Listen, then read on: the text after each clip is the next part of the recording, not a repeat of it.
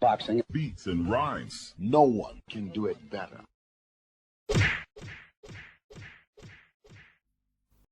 Let me get into Daniel Dubois with you first of all. Let's clarify what happened in Saudi Arabia, where an illness of fight week, Daniel wanting to pull out. A lot of people have a conspiracy theory because he wanted to fight Alexander Usyk. Can you just go on record and explain what happened and that he was medically examined and all those things you told me at the time?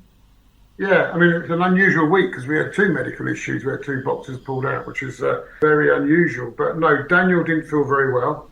He went to see our Chief Medical Officer, Dr. Scott, actually advised me that he shouldn't box. So therefore, the board pulled him out. Not Daniel, we pulled him out. And because obviously the health of the boxers are our priority, and he wasn't well.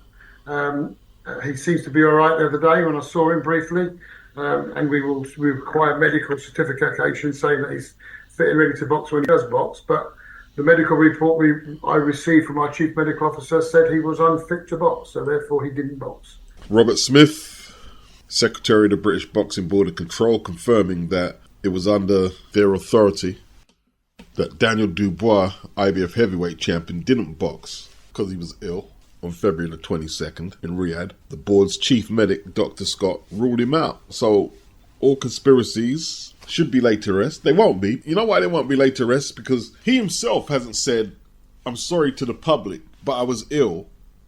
No explanation, no sit down with IFL or anything like that. You're a world champion. There should be some kind of accountability to those who buy your tickets, purchase your pay-per-view, and you say, hi, I'm okay, I'll be back, and we're planning to do this and we're planning to do that, and then keep it pushing. None of that. And I understand it rather Frank do all the talking when it comes to them matters. But there's some things that you have to address yourself. Also, he turned up at the British Boxing Board of Control Awards Luncheon, Sunday the 9th, the Brewery, 52 Chiswell Street, London. Collected his award for Boxer of the Year. And when members of the press and those who bought their tickets and wanted to mingle with the likes of Daniel Dubois, he wasn't there, he left. Anyway, Boxer of the Year, Daniel Dubois. Runners-up, Nick Bull, Anthony Kakache, Jack Catterall, Lauren Price, Hamza Shiraz.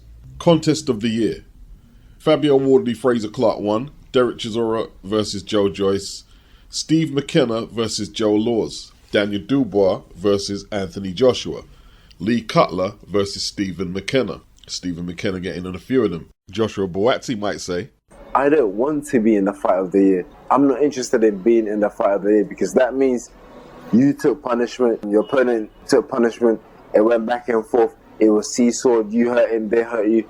I don't want to be in a fight of the year contender or whatever it is. I'm not interested in that. Stephen McKenna might have to work on his defense, you know. Overseas Boxer of the Year, Michaela Mayo, Abbas Baru, Jadia Herrera. Boxing Writers, Young Boxer of the Year, Adam Azim. Services to Boxing, Winford Jones. Special Recognition, Timothy Langdale, KC. Boxing News Trainer of the Year, Don Charles. Runners-up, Ben Davis and Joe Gallagher, Shane McGuigan, Jamie Paul Stevenson. CBC Denny Mancini Trophy, Scott Welsh. Robert Smith thanked all of those in attendance at this year's event and congratulated the winners and nominees. How long do you think we will enjoy Alexander Usyk, the fighter? How long is left in this career of yours? I think it's 2 years to prepare, to fight, not more, just 2. 2 fights left for Alexander Usyk, and the next one could be at Wembley Stadium against Daniel Dubois. Alex Krashuk told Sky Sports Wembley as one of the options. Daniel Dubois, he told Sky Sports, my next fight I'm working towards, I'm really ready for it now. I've got to be even better than I was against AJ. That was just what it was at the time, a special moment, but I need to be even better than I was. Still the Kingslayer, I'm the man that beat the man. Bring them on.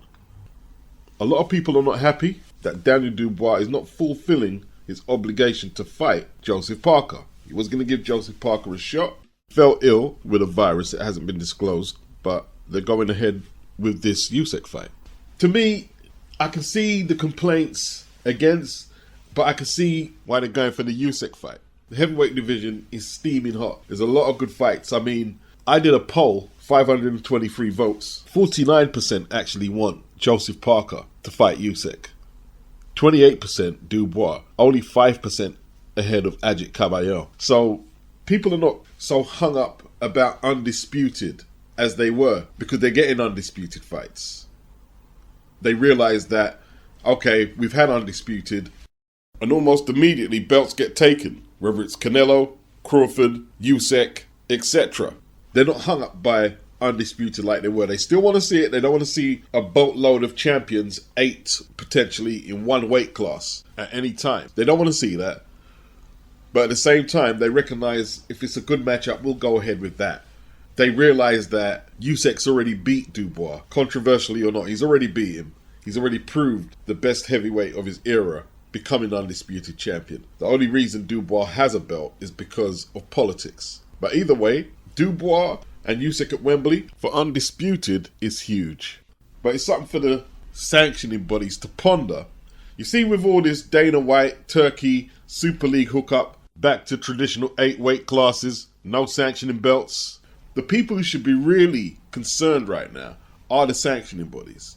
And I just reeled off how many undisputed champions not losing their belts in the ring, but via politics. People getting emailed belts that they didn't fight for in the ring. And this is a sanctioning body issue, something they haven't addressed, something that all these regular and super belts were supposed to remedy since the year 2000, 25 years ago, when they stripped undisputed heavyweight champion Lennox Lewis for defending against Michael Grant, his WBC mandatory, ahead of his WBA mandatory, John Ruiz. They made the super champion so unified title holders would get more time to fulfill mandatory obligations, etc. But it just hasn't panned out to do the job it was set out to do. You know, it's 2025. The WBA years back said they were going to clear all these regular interim trinkets they had. It's 2025 and Fabio Wardley is going to fight Pulev for the regular WBA belt. I'm not advocating for 8 weight classes and 1 champion per weight class. I think the horse has bolted the stable door. It's a little too late for that. Where it gets screwed up is when the politics starts stripping belts. That's where it gets screwed up. There has to be exceptional circumstances before our undisputed champion is stripped. Surely. How did Daniel Dubois end up with the belt from a guy who beat him just the other day? How did Don King win that lawsuit to get Lennox stripped all them years back? Okay, he fought the mandatory who was second in line, but he still fought a mandatory. How long was he undisputed champion before he got stripped? Probably less than a year. Surely, the judge should have said, Lennox, you got to fight John Ruiz next, or we will remove the WBA belt from your possession. It's got to be next. Nope, let's strip him. People seem enraged with Dana White's inclusion into boxing, but we don't know all the details of what part he'll play. We don't even know yet. So where's the rage coming from? It wasn't Dana that started super belts, interim belts, or any of that. Regardless of what his history is in the UFC, you can't take that out on him. You can't. Boxing beats and rhymes. No one can do it better.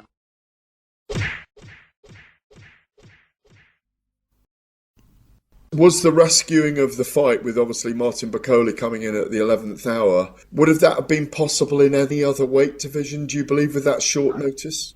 No, not at all, because if you wanted to keep it as a championship, it had to be check weights, etc. So it was lucky it was a heavyweight, to be honest with you.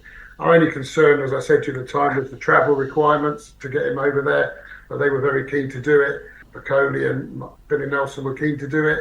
To be honest with you, I don't think he was in the country long enough for jet lag to hit in, to be honest. The unfortunate thing is, even though it was obvious he wasn't in prime condition, I think how the fight ended, it didn't make a lot of difference. He didn't blow out after 4 or 5 rounds. He was done fairly quickly. No, obviously, if it had been anything else on heavyweight, it wouldn't have happened. So, no check weights for heavyweights. Now, I understand with dehydration for the rest of the weight classes that have weight limits, why the check weight is necessary. I get it. It's a British Boxing Board of Control rule. I get it. But at the same time, why are they not check weights for heavyweights? What if one guy is walking around at an abnormally high weight than what he's registered previously in his career? Because you've got no check weightings, he's going to walk into the ring clearly out of shape, and potentially he could endanger himself too, couldn't he? Then your rationale is, well, the fight didn't go 4 or 5, 6, so Martin Bakole didn't blow out a gas, so we can't blame it on his lack of fitness, how he lost. But shouldn't the decision be made just in case he did blow out, because he came in at 2 days' notice? The British Boxing Board of Control have to be addressed because of how they're addressing the situations, in hindsight of how the fight ended. So what would they have done if the fight did go 6 or 7 and Bakole endured punishment that left him in a bad way? How would you address it in hindsight? You wouldn't be able to say, oh, it went a couple of rounds, so it don't matter. No, you'd have to address the fact he came in at short notice and took a pounding for 7 or 8 rounds. To be honest with you, I don't think he was in the country long enough for jet lag to hit in. How do you know that? What's your medical proof that he couldn't have jet lag because of the short time he was in Saudi Arabia? Because the other argument is that he didn't have enough time to prepare himself, so he could have been fatigued. His reflexes could have been compromised as a result. And he's saying all this shit here because their name is on the paperwork for commissioning the card. Yeah? More than likely, if this card was in Britain, they wouldn't have let Bakole in the ring.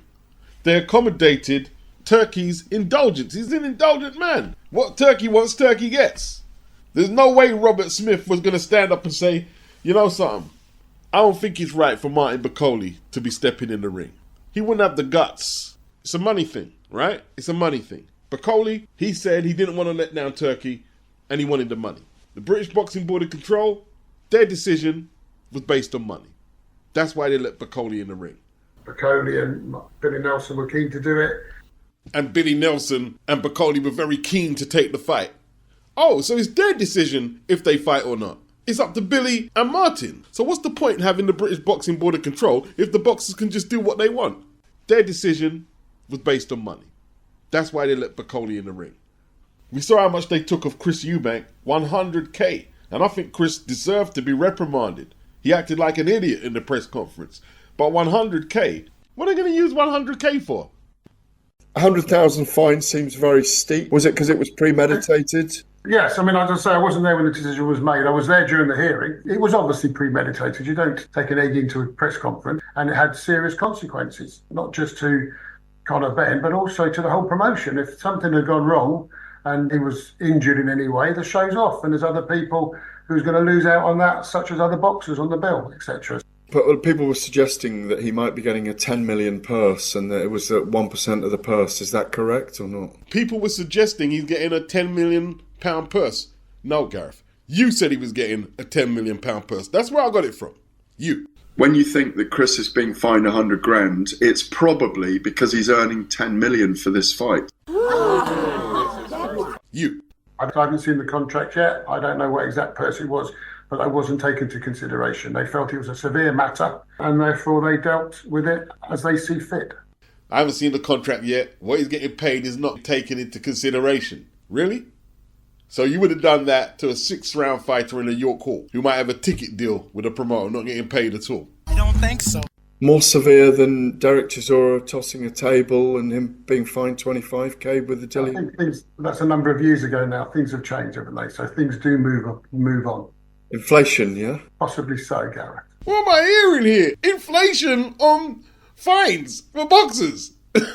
One of the questions that I'm often asked is what happens to that 100,000 fine? What do the board do with that? Goes into the board's charity. So you went to an event on Sunday that raised money for the board's charity that looks after ex-boxers who've fallen on hard times and also medical seminars. So the board don't see it. It goes into a separate charity. I did say that to someone the other day in an interview that it goes in for training, medical training and all those kind of things. Which we have a lot of medical seminars. It helps cover that. But also every year we donate monies to ex-boxers who's fallen hard times. So that's part of that. So they're going to give Chris's money to ex-boxers. Now, how comes Conor don't get none of the fine? It was him who was violated. The final thing about Chris Eubank is the weigh-in, the rehydration clause from 160 to 170. So he weighs in officially. Is that on the morning of the Friday with the ceremonial in the afternoon? First of all, I hate the word rehydration. It's a second day weigh-in. Second day weigh-in. Okay, that's fine. Call it what you want, but it's a second day weigh-in. The IBF uses second day weigh-in. Yeah, rehydration. We've used second day weigh-in on a number of occasions. I tell you what, this interview has been hilarious, yeah? Now you're getting stuck on semantics, second day weigh-in or rehydration clause. Well, the fighters busting their ass to make the weight. As far as they're concerned, it's a rehydration clause. It ain't a second day weigh-in. Although, Chris is getting paid a bag to agree to the second day weigh-in, or rehydration clause as we call it. So no sympathy for Chris, win, lose or draw. I heard the second day weigh-in will be around 10 a.m. That's what I heard. Boxing beats and rhymes. No one can do it better. Chris Eubank says he will retire if he loses to Conor Benn. April the 26th at White Hart Lane. You call it Tottenham Hotspur Stadium. We call it White Hart Lane. In a bout that will also be available live on DAZN pay-per-view. And Eubank stressed that a victory is deathly important to him as he would step away from the sport if defeated. Benn said a loss to Eubank would be painful, but would not spell the end of his career. Of course not, Benn said when asked by Piers Morgan if he would hang up the gloves in the event of a defeat. He said, not that I plan on losing the fight, not that I think I will lose the fight. The reality is you can lose fights.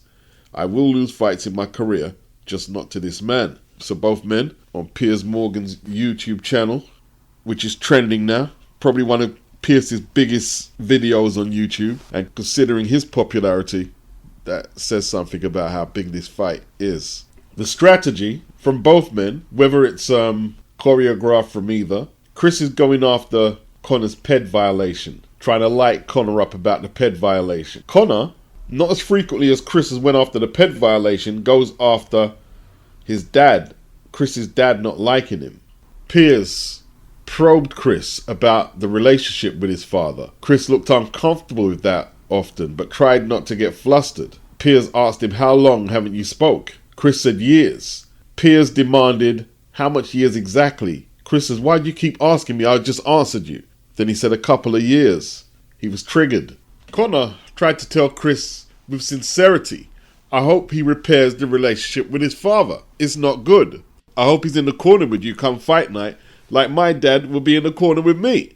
Chris wasn't having it.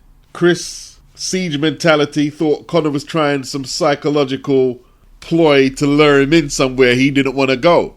He also accused Piers of trying to walk him into something with his line of questioning. After Conor answered a series of questions about the ped violation, he answered he was cleared twice by the National Anti-Doping Panel and once by the WBC. Then when he was pro further, he looked at Piers with a blank stare. I answer no more questions.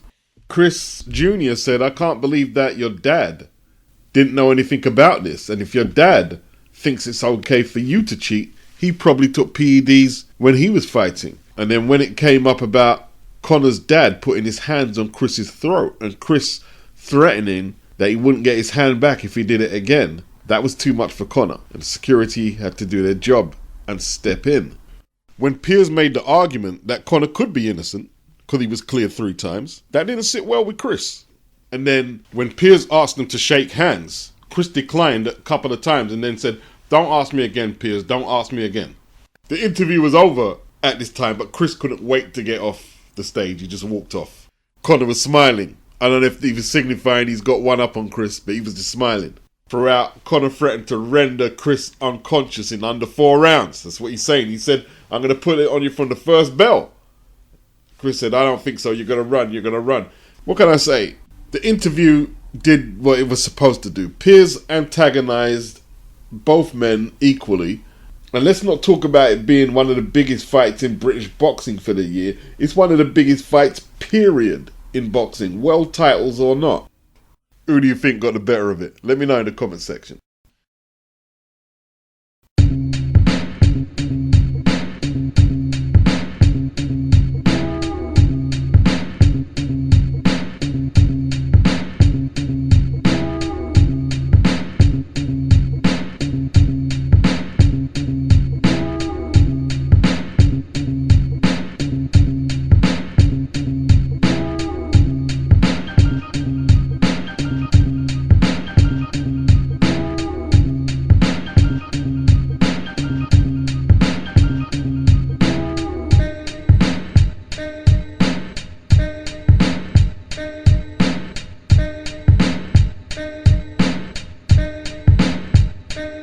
boxing, beats and rhymes. No one can do it better.